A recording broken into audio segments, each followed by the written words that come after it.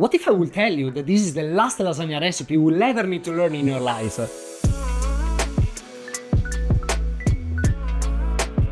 Lasagna is hands down one of the best food anybody could ever eat. It has everything: crunchiness, creaminess, meaty, salty, warmth, and sweetness.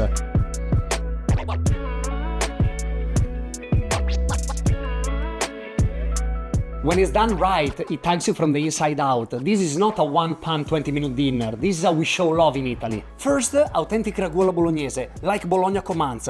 Then, we make a handmade fresh pasta, Béchamel from scratch. We build it, we bake it, and you already know what happens next. And before we start, I have an announcement to make. I need to thank you all for the love and support. Massi Cooks Italian grew from 0 to 4,000 subscribers in less than 4 weeks, and I still can't believe that. Thank you again. Let's go back to the recipe now. Lasagna starts with this, the sauce, traditional Ragù alla Bolognese. We're going through it quickly today, but if you want to dive deeper into its secrets, I've already made an in-depth tutorial you can check out. The foundation of a great Bolognese is the soffritto, onion, carrots and celery, finely diced. This is the base of almost everything good in Italian cooking, so you better learn it well. We heat up a large bottom pot over medium-high heat. 50 grams of olive oil and 50 grams of butter goes in. Then our carrots and celery. Since it takes a bit longer for those to cook, I usually add the onions in a second moment, for even cooking at the end. Here is about 3 carrots, 3 onions and 5 celery sticks. Stir them occasionally, making sure they soften and caramelize gently. Take your time, those are not just cooked vegetables. Our flavor insurance lies here, so you better invest in it. We are of course not using pre-ground beef tossed in a pan for 20 minutes. We are grounding pancetta and the beef ourselves. In my opinion, this makes all the difference. We add 450 grams of pancetta first, and we let it caramelize gently. It will leave behind a layer of fat we will use to brown our meat. You need to make sure the oil is hot enough so the meat will sear instead of steam. Add now 900 grams of grounded beef and cook until golden brown. Remove everything from the pot and now deglaze with 500 ml of white wine. I use a dry, bold white straight from our farm. Let it reduce for around 5 minutes until the alcohol has completely evaporated. At this point, we are ready to add the rest. The meat, the soffritto, 2 cans of crushed tomatoes, 1 spoon of tomato paste and about 1 liter of chicken stock. Season with salt and pepper at your preferences. And now it's just patience. Alright, now we are halfway until our bolognese will be ready. It's time to add our secret ingredients, milk. You can just add a splash here, but I don't hold back. I honestly love more milk in my bolognese, so 500 ml goes in. 2 more hours and it's ready. Off the heat, let it rest, let it cool. Tomorrow this will become something greater. Day 2, we're making fresh pasta from scratch. You could of course decide to buy the ready-made dry lasagna square, but I promise a couple of extra hours of work will change your game completely. And once you taste it in your lasagna, you'll never go back. So on our prep table, 1 kilo of soft wheat 00 flour, 400 grams of whole eggs, together with 180 grams of only egg yolk. Remember that in Italian cooking, secrets lies in the details. I've also made a deeper tutorial on this. Check it out if you want to bring your fresh egg pasta game to the next level.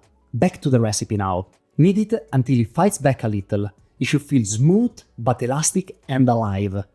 Then wrap it up and let it rest at room temperature for 1 hour. So this recipe is divided in 3 days, not just for flavors matter, but also for versatility, since you can prep it little by little overnight when you're done working or when the kids are sleeping, and you can show off on the weekend with something unforgettable.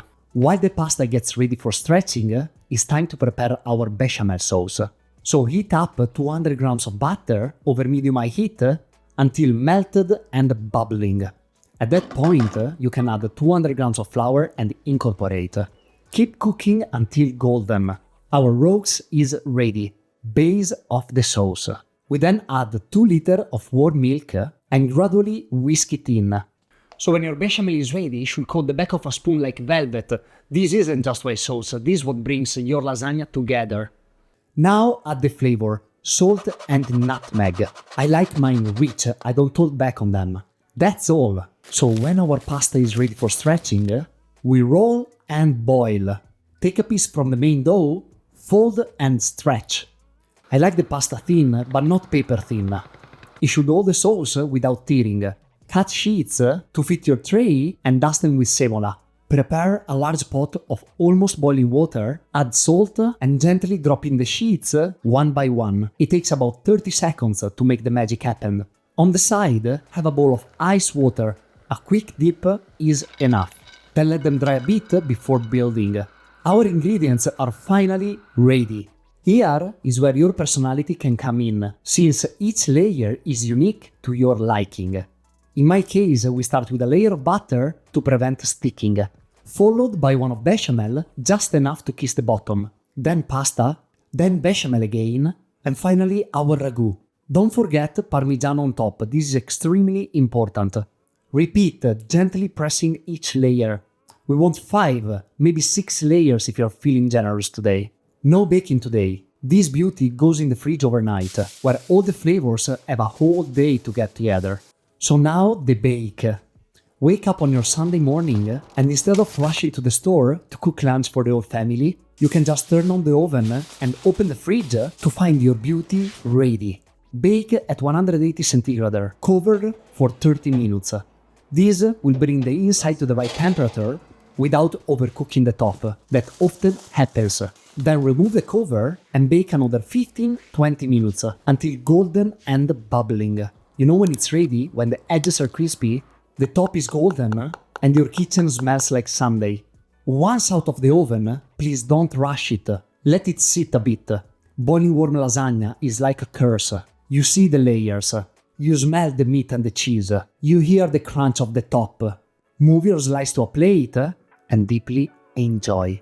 So that's it. This is comfort. This is time turned into something magical.